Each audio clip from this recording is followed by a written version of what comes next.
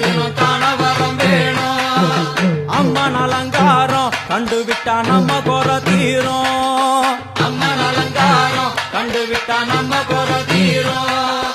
அம்மனுக்கு விரதம் ஆதி முதல் இன்று வரை வழக்கம். அம்மனுக்கு விரதம் ஆதி முதல் இன்று வரை வழக்கம்.